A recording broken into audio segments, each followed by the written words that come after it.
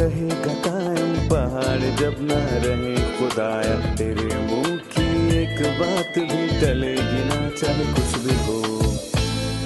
عزیز ناظرین، میں Ayad Zarif آپ تمام دیکھنے والوں کو ہمارے روز کے بائبلی مطالعاتی پروگرام کی نئی قسط میں خوش آمدید کہتا ہوں۔ ناظرین، اس پروگرام میں ہم بائبل مقدس کی تمام کتابوں یعنی پیدائش تا مکاشفہ روزانہ کی بنیاد پر مطالعہ پیش کر رہے ہیں۔ آج ہم پرانے عہد نامے میں سے یسایہ کی کتاب کے 60ویں باب کا مطالعہ کریں گے۔ میں یاد دلا دوں کہ پچھلی قسط میں ہم نے 59ویں باب کے مطالعے سے سیکھا کہ خدا کا ہاتھ بچانے کو تیار ہے، پر اس نے لوگوں کی شرارت کے سبب سے ان کو نہ بچایا۔ تو بھی مستقبل میں لوگ دل سے توبہ کر کے اس کے پاس لوٹ آئیں گے اور خدا ان کو بچائے گا، وہ ان کو بحال کرے گا اور وہ اس کے ساتھ 1000 سالہ بادشاہی میں سلطنت کریں گے۔ آج کی قسط کے آغاز سے پہلے میں خدا کے خادم کا خیر مقدم کرنا چاہوں گا۔ خوش آمدید بھائی یوسف۔ بہت شکریہ بھائی۔ اور اسٹوڈیو میں آئے ہمارے دیگر مہمانوں کو بھی خوش آمدید۔ ہم نور اور روشنی کے 60ویں باب پر پہنچے ہیں جو مصیبت کی تاریکی کے بعد آتا ہے۔ ہمیں 60ویں باب کے متعلق کچھ بتائیں اور مزید اس کی تقسیم کے حوالے سے بھی بتائیے۔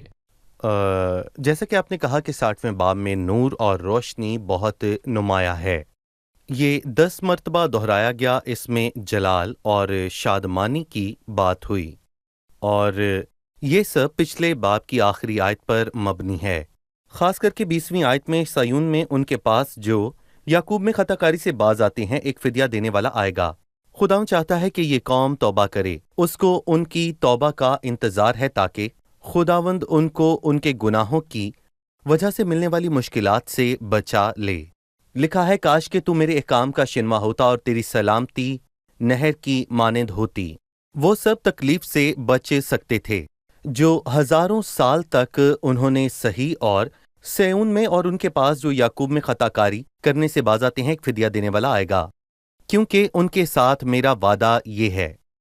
خداوند فرماتا ہے میری روح جو تجھ پر ہے، یعنی میرا عہد، میری روح، میری باتیں، یہ سب خداوند سے منسلک ہیں، اور میری باتیں جو میں نے تیرے منہ میں ڈالی ہیں اور تیری نسل کے منہ سے اور تیری نسل کی نسل کے منہ سے اب سے لے کر ابد تک جاتی نہ رہے گی۔ خداوند کا یہی ارشاد ہے۔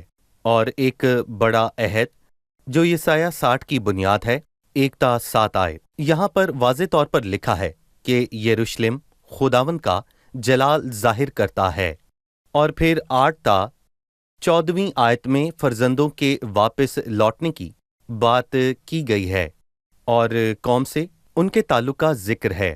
15ویں آیت سے لے کر باب کے آخر تک مستقبل میں یروشلم کا جلال ہے۔ پہلی 7 آیات میں یروشلم خدا کے جلال کو ظاہر کرتا ہے۔ جی، میں چند آیات پڑھنا چاہوں گا۔ آپ حیران نہ ہوں جب میں کہوں کہ اب ان آیات سے گرجا گھروں میں گانے کے لیے کلیسیاں اور ایمانداروں کے لیے گیت بنتے ہیں۔ اٹھ منور ہو کیونکہ تیرا نور آ گیا اور خداوند کا جلال تجھ پر ظاہر ہوا، کیونکہ دیکھ تاریکی زمین پر چھا جائے گی اور تیرگی امتوں پر، لیکن خداوند تجھ پر طالع ہوگا اور اس کا جلال تجھ پر نمایاں ہوگا، اور قومیں تیری روشنی کی طرف آئیں گی اور سلاطین تیرے طلوع کی تجلی میں چلیں گے۔ ان الفاظ کو بیان کرنے سے پہلے بتائیں کہ نبی نے یہاں کس کی بات کی؟ ہمیں بتائیے کہ کیا یہ کلیسیا کے بارے میں ہے؟ یقیناً اس نے قوم، خاص کر کے اس شہر کی بات کی جس کو کہا جاگ جاگ اے سیون اور اپنی شوکت سے ملبوس ہو۔ یہاں پر اس نے مستقبل میں بچائے جانے والے بقیہ کی واضح طور پر بات کی ہے، اور بڑی مصیبت کے آخر میں وہ مشکل دنوں سے گزریں گے اور گہری تاریکی ہوگی، پر میں کہوں گا کہ خداوند ایمانداروں کے بقیہ پر ظاہر ہوگا اور ان پر نور چمکے گا، اور یہ روشنی یہاں نہیں رکے گی، یہ زمین کی سب قوموں تک جائے گی اور 1000 سالہ بادشاہی میں سائبان ہوگا، کیونکہ جس طرح سمندر پانی سے بھرا ہوا ہے اسی طرح زمین خدا کے جلال کے عرفان سے معمور ہوگی۔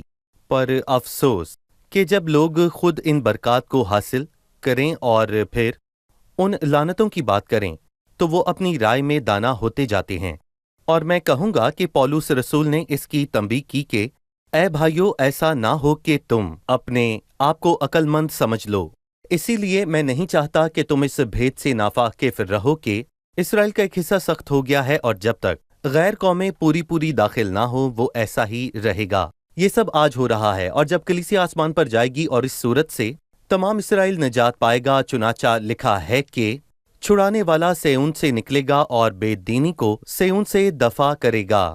اور یہ بڑی مصیبت میں دینداروں کے بقیہ کے لیے نبوتی کلام ہے۔ خداوند ان پر ظاہر ہوگا اور تب خداوند کا جلال ساری دنیا پر پھیل جائے گا۔ پہلی 3 آیات نور اور جلال کے متعلق ہیں۔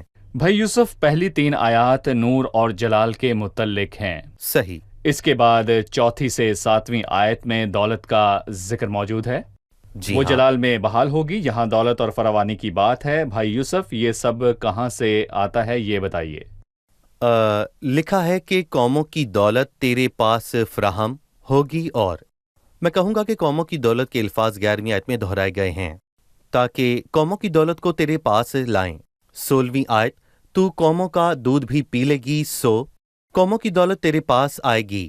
یہ اس وقت کی نشاندہی ہے کہ جب توبہ کے بعد وہ مسیح کی 1000 سالہ بادشاہی کا مرکز بنے گا، جیسے کہ 20ویں آیت میں واضح طور پر بیان ہے۔ سیون میں ان کے پاس جو یعقوب میں بدکاری سے باز رہے۔ مطلب 1000 سالہ بادشاہی کے دوران یروشلم پوری دنیا کا مرکز ہوگا۔ مسیح کی بادشاہی میں دارالحکومت، مسیح اس شہر سے دنیا پر سلطنت کرے گا۔ بالکل۔ بھائی یوسف، اب میں 6 آیت سے پڑھنا چاہوں گا۔ اونٹوں کی قطاریں اور مدیان اور ایفا کی سانڈنیاں آ کر تیرے گرد بے شمار ہوں گی۔ وہ سب سبا سے آئیں گے اور سونا اور لوبان لائیں گے اور خداوند کی حمد کا اعلان کریں گے۔ کیدار کی سب بھیڑیں تیرے پاس جمع ہوں گی، نبایوت کے مینڈے تیری حمد میں حاضر ہوں گے۔ وہ میرے مذبح پر مقبول ہوں گے اور میں اپنی شوکت کے گھر کو جلال بخشوں گا۔ اونٹنیوں اور مدیان کی سانڈنیوں کی بات ہوئی، وہ سونا اور لوبان لائیں گی۔ سونا اور لوبان، یہ ان لوگوں کے تحائف کا حصہ ہے، اس کے متعلق بتائیں۔ بھائی 6 آیت میں کتورہ کی اولاد اور پھر 7ویں آیت میں ہاجرہ کی اولاد کے بارے میں واضح طور پر لکھا ہے۔ اس نے لکھا کہ جب ابراہم کی نسل اسحاق جو سیون میں ظاہر ہوا، اور پھر اس کے بعد سب کتورہ کی اولاد جو کہ مدیان اور ایفا کے لوگ ہیں، اور پھر اس کے بعد ہاجرہ کی اولاد جو کہ کیدار ہیں اور نبایوت، وہ دراصل یہ کہنا چاہتا ہے کہ ان سب میں موجود ہوں گی، یعنی خدا کی برکات ساری دنیا میں موجود ہوگی، کیونکہ اچھے دن آنے کو ہیں اور ساری دنیا برکات سے معمور ہو جائے گی۔ اور خداوند کے آتے ہی بائبل مقدس میں اس کو بحالی کہا گیا ہے۔ بحالی کے وقت سب چیزیں خداوند کی موجودگی سے بحال ہوں گی۔ اور یہاں پر آپ نے سونا اور لوبان کہا۔ مسیح کے پیدا ہونے پر مشرق سے مجوسی آئے اور وہ اس کے لیے 3 قسم کے مختلف تحائف لائے، سونا، لوبان اور مر لائے۔ مجوسی مسیح کے لیے 3 تحائف لائے، لیکن یہاں پر مر کا ذکر کیوں نہیں؟ جی، یہاں پر ذکر نہیں ہے۔ مسیح کو مر تحفے میں دیا گیا جس کا نشان صلیب پر ظاہر ہوا۔ صلیب پر اس نے صلیب پر موت قبول کی، اور یہ اخلاقی لحاظ سے بھی سچ ہوا۔ اور ارمتیا کے یوسف اور نیکودیمس نے اس پر مر لگایا تھا، اور میں کہوں گا کہ اس کی مصلوبیت اور موت پر مر کافی ہوا۔ پر اب مر نہیں اس کے لیے سونا اور لوبان ہے، یہ اس کی عزت کے لیے ہے۔ اور میں کہوں گا کہ سونا، مر، لوبان مسیح کے بادشاہ اور پھر کاہن ہونے کے بارے میں واضح طور پر بتاتا ہے۔ مسیح اپنی پہلی آمد میں ایک نبی تھا، پر دوسری آمد پر کوئی نبوت نہ ہوگی۔ وہ بادشاہ اور کاہن کے طور پر آئے گا، اور وہ اس کو سونا اور لوبان دیں گے۔ اور پھر متی کے دوسرے باب میں مجوسیوں نے مسیح کے قدموں میں سب تحائف رکھے، اور یہاں پوری دنیا سے لوگ سیون میں آئیں گے، اور وہ نہ صرف آئیں گے بلکہ پوری دنیا سے سونا اور لوبان لے کر آئیں گے۔ اور وہ اس لیے اس طرح کریں گے کہ ملک صادق کے مطابق وہ ہمیشہ بادشاہ اور کاہن کی تعظیم اور بڑھائی کریں۔ در حقیقت میں بائبل کی باتوں سے حیران ہوں۔ ایک جگہ سونا، مر اور لوبان ہے، جبکہ دوسری طرف سونا اور لوبان ہے، مر نہیں ہے۔ یسایہ یا متی نے سب باتیں یوں ہی اپنی مرضی سے نہیں لکھیں، بلکہ آدمی روح القدس کی تحریک کے سبب سے خدا کی طرف روح سے القدس کی بولتے تحریک، تھے۔ صحیح۔ میرا سوال 7ویں آیت سے ہے۔ کیدار کی سب بھیڑیں تیرے پاس جمع ہوں گی، نبایوت کے مینڈھے तेरी खिदमत में हाजिर होंगे, वो मेरे मज़बा पर मकबूल होंगे और मैं अपनी शौकत के घर को जलाल बख्शूंगा। 1000 साला बादशाही के दौरान कुर्बानी गुजराना ज़रूरी है। पुराने अहदनामा में कुर्बानियाँ मसीह की आमद और उसके मसलूब होने को जाहिर करती थीं। मसीह की मसलूबियत के बाद क्या 1000 साला बादशाही में कुर्बानियाँ देना ज़रूरी हैं? अहम सवाल है, 1000 साल बादशाही में कुर्बानी गुजराना क्यों जरूरी है? मसीह आया, वो बेहतरीन बर्रा है। इस सवाल का जवाब देने से पहले मैं यहाँ पर एक बात करना चाहूँगा। आने वाली दुनिया दारुल हुकूमत के बगैर नहीं होगी और उसमें हैकल भी होगी और हैकल में एक मज़बा भी होगा और उस मज़बे पर कुर्बानियाँ भी होंगी। लेकिन यहाँ पर सवाल ये है कि ये कुर्बानियाँ किसके लिए होंगी? पुराने अहदनामे में ये एक निशान था, पर मसीह की आमद के बाद ये क्या जाहिर करेंगी? वो कफारे के लिए नहीं, बल्कि मैं कहूँगा कि ये यादगार है, एक निशान है, यादगार। और मैं कहूँगा कि आज हमें अपनी निजात पर बहुत भरोसा है। फिर हम इशाए रुबानी क्यों लेते हैं? मैं यहाँ पर कुछ कहना चाहूँगा। कुछ लोग इसे गलत समझते हैं और कहते हैं कि हमारे गुनाहों की मुआफ़ी मौजूद है, पर इस तरह करना बिल्कुल भी दुरुस्त नहीं। जब हमारे गुनाहों की मुआफ़ी हो चुकी है तो फिर आज हम किसका शुक्र अदा करते हैं कि उसने हमारे गुनाह माफ़ किए हैं और गुलगता के मुकाम पर खून बहाया है। हम यादगार और शुक्रगुजारी के तौर पर इसमें शामिल होते हैं। हम मुआफ़ी के लिए शामिल नहीं होते। और हम 1000 साला बादशाही में, जैसे कि हिजकिय्याल के 40वें और 48वें बाब में खुदाम के घर के मुतालिक लिखा है कि 1000 साला बादशाही के दौरान कुर्बानियाँ गुजरानी जाएंगी। यहाँ पर उनका कफारे से क्या ताल्लुक है? मैं कहूँगा कि ये बस एक यादगार है। इसके जरिए वो उसका शुक्र अदा करते हैं जिसने उनको गुनाहों से बचाया। इन कुर्बानियों से कफारा नहीं होता, ये महज यादगार हैं, बिल्कुल जिस तरह हम इशाए रबानी लेकर मसीह के सलीब के किए काम को याद करते हैं। बिल्कुल। अब मैं 8वीं आयत से पढ़ूंगा।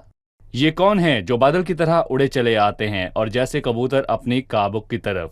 यकीनन जजीरे मेरी राह देखेंगे और तरसीस के जहाज पहले आएंगे कि तेरे बेटों को उनकी चांदी और उनके सोने समेत दूर से खुदावन तेरे खुदा और इसराइल के कदूस के नाम के लिए लाएं, क्योंकि उसने तुझे बुजुर्गी बख्शी है। भाई यूसुफ, इससे क्या मुराद है? बादल की तरह उड़े और कबूतर अपनी काबुक की तरफ। देखिए भाई, मैं कहूँगा कि जो मुसीबत के दौर में हैवान और झूठे नबी के हाथों मारे गए, वो पूरी दुनिया में परगंदा हुए और उन्होंने वापस आने का वादा किया और बादल की तरह और कबूतर की तरह मैं उस जुबान की रोशनी में मैं यहाँ पर ये कहना चाहूँगा कि खुदा हवा में एक पुल बनाएगा और फिर मुख्तलिफ जगहों से अपने फर्जंदों को यरूशलेम में ले आए। ये कौन है जो बादल की तरह उड़ते चले आते हैं और जैसे कबूतर अपनी काबक की तरफ और तेरे बेटों को उनकी चांदी और सोने समेत दूर से। और फिर यहाँ पर लिखा है वो सारी दौलत कुछ लश्करों के खुदावंद को देंगे, इसराइल के कदूस के लिए, क्योंकि उसने तुझे बुजुर्गी बख्शी। जैसे खुदावंद अपने लोगों को मिस्र से निकाल लाया, वो अपने साथ बहुत सामान लाए। वो कौमों में से अपने लोगों को निकाल लाया। दौलत की फरावानी होगी। यहाँ पर इससे मुराद वो लोग हैं जो बड़ी मुसीबत से निकलकर 1000 साला बादशाही में दाखिल होंगे। मैंने ठीक कहा भाई यूसुफ? बाइबल मुकद्दस में दीनदार बकिया का बयान है जिनको मसीह के सबब से छोटे भाई कहा गया। सही। 10वीं आयत में बेगानों के बेटे कौन हैं? और बेगानों के बेटे तेरी दीवारें बनाएंगे और उनके बादशाह तेरी खिदमत गुजारी करेंगे। अगरचे मैंने अपने कहर से तुझे मारा, पर अपनी मेहरबानी से मैं तुझ पर रहम करूंगा। सब कौमें खुशी से खुदावंद का घर और शहर की दीवारें बनाएंगे और जब लोग असीरी से वापस आए तो उन्होंने गैर अक़वाम के साथ शराकत ना की।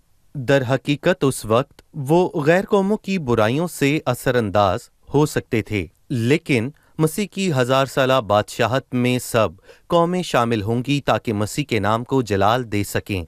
जैसा कि उसने पहले 12वीं आयत में लिखा है कि क्योंकि वो कौम और वो मुमलिकत जो तेरी खिदमत गुजारी ना करेगी बर्बाद हो जाएगी। और ज़िक्रिया के 14वें बाब में ये वाज़े तौर पर लिखा है, اور یروشلم سے لڑنے والی قوموں میں سے جو بچ رہیں گے سال بسال بادشاہ رب الفاج کو سجدہ کرنے اور عید خیام منانے کو آئیں گے، اور دنیا کے ان تمام قبائل پر جو بادشاہ رب الفاج کے حضور سجدہ کرنے کو یروشلم میں نہ آئیں گے مینا برسے گا۔ اور یہاں یہ بھی لکھا ہے کہ کیونکہ وہ قوم اور وہ مملکت جو تیری خدمت گزاری نہ کرے گی برباد ہو جائے گی، اور جو بھی اس کو سجدہ کرنے نہ آئے گا اس پر مینا برسے گا۔ پرانے عہد نامے میں ایک مثال موجود ہے۔ جب سلیمان شاہ اسرائیل تھا تو سبا کی ملکہ اس کے پاس آئی، یہ سب قوموں میں سے ایک ہے، وہ اس کے پاس آئی اور اس کے لیے بہت سے تحائف اور مال لائی۔ یہ برکات کو ظاہر کرتا ہے۔ یہ 1000 سالہ بادشاہی میں آنے والی غیر اقوام اور ایمانداروں کے بقیہ کی تصویر پیش کرتا ہے۔ یہ ایک حوالہ ہے۔ میں کہوں گا کہ سلیمان نے 72ویں زبور میں یہ لکھا ہے کہ سلیمان لکھتا ہے کہ دنیا سے سب مال و دولت لے کر بادشاہ کے حضور آئیں گے، ساری دنیا سے۔ صحیح۔ بھائی یوسف 13ویں آیت پر اپنی رائے دیجئے۔ لبنان کا جلال تیرے پاس آئے گا، سرو اور سنوبر اور دیودار سب آئیں گے تاکہ میرے مقدس کو آراستہ کریں، اور میں اپنے پاؤں کی کرسی کو رونق بخشوں گا۔ بھائی یوسف، اس سے کیا مراد ہے؟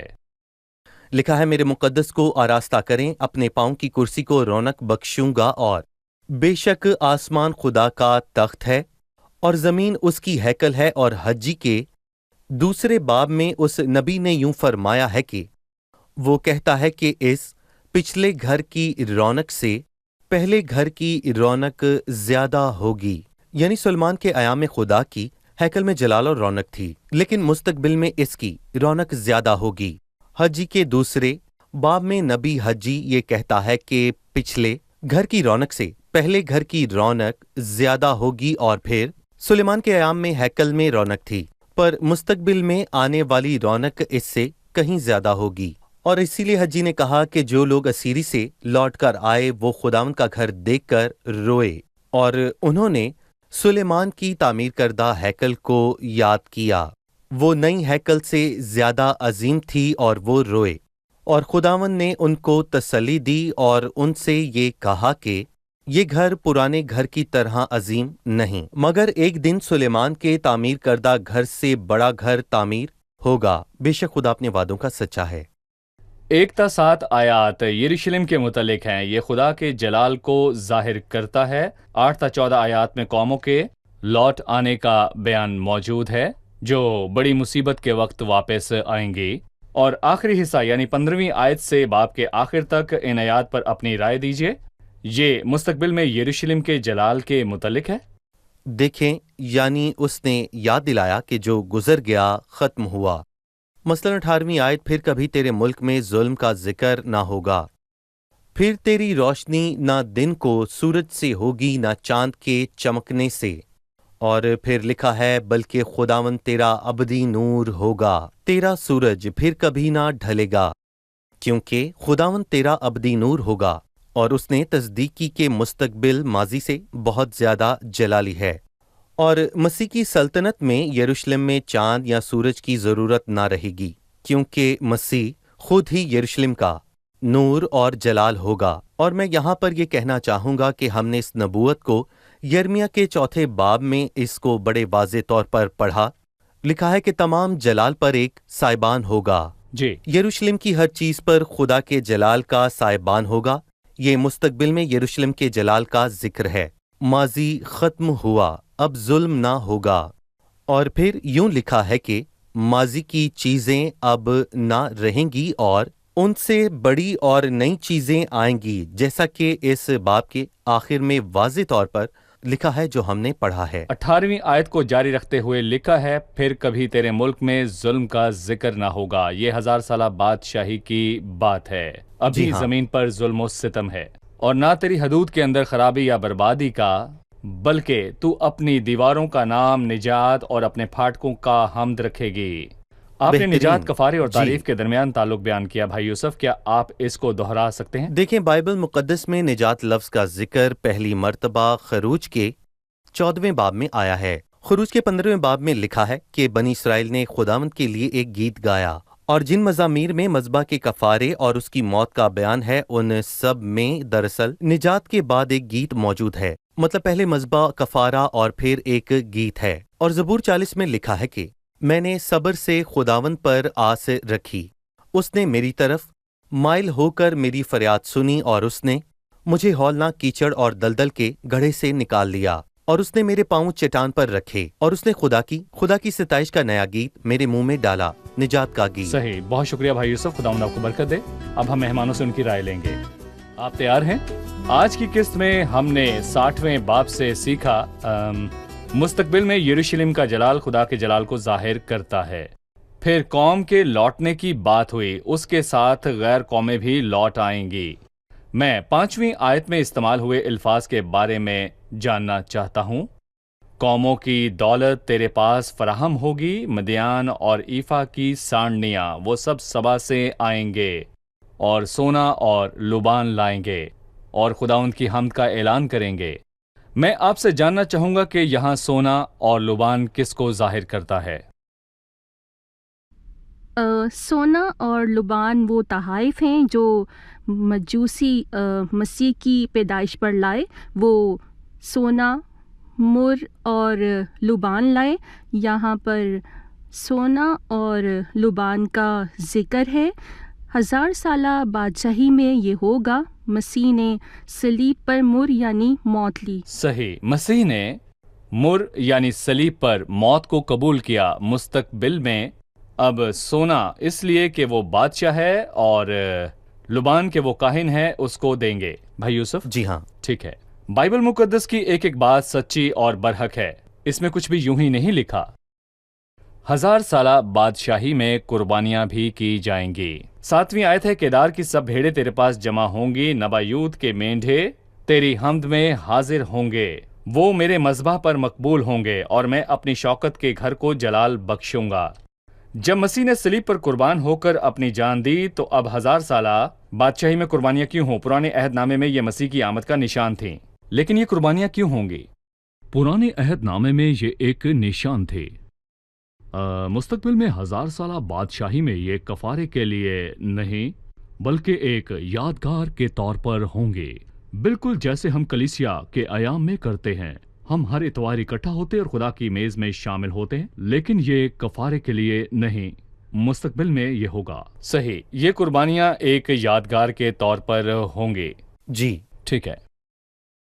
8ویں اور 10ویں آیت کا بتائیے، یہ کون ہیں جو بادل کی طرح اڑے چلے جاتے ہیں اور جیسے کبوتر اپنے کابک کی طرف؟ ہمیں بتائیں یہ کون ہیں۔ اور بیگانوں کے بیٹے تیری دیواریں بنائیں گے۔ بیگانوں کے بیٹے کون ہیں؟ 8ویں آیت میں ایمانداروں کے بقیہ کا ذکر ہوا جو 1000 سالہ بادشاہی میں آئیں گے۔ بیگانوں کے بیٹے قوموں کے لوگ ہیں، وہ بھی 1000 سالہ بادشاہی میں داخل ہوں گے۔ مسیح کی 1000 سالہ بادشاہی میں یروشلم کے لوگوں کے ساتھ ساتھ غیر قوموں کے لوگ، غیر قوم کے لوگ بھی ہوں گے۔ ٹھیک ہے بھائی یوسف؟ وہ جھوٹے نبی کے ظلم سے بچ کر بھاگے اور ہم نے ان کے لوٹنے کے سفر کے متعلق پڑھا۔ ٹھیک ہے، بہت شکریہ، خداوند آپ کو برکت دے۔ بھائی یوسف آپ کا بھی خدا شکریہ، آپ کو برکت اگلے دے۔ پروگرام میں پھر آمین۔ ملیں گے۔ عزیز ناظرین، خداوند کے نام کو جلال ملے، وہ کافی ہے۔ صلیب پر اس کا کام میرے اور آپ کے اور سب قوموں کے لیے کافی ہے۔ مستقبل میں خداوند اس قوم کو بحال کرے گا۔ وہ مسیح کے صلیب پر کیے کام پر تکیہ کریں گے۔ جو بھی مسیح کے پاس آئے وہ اپنے نور سے اس کو منور کرے گا۔ جو بھی آئے، میری دعا ہے کہ آپ اور آپ کا خاندان مسیح کے نور کو قبول کریں تاکہ آپ کی زندگی منور ہو۔ اگلی قسط میں آپ سب سے پھر ملاقات ہوگی۔ خداوند آپ کو برکت دے۔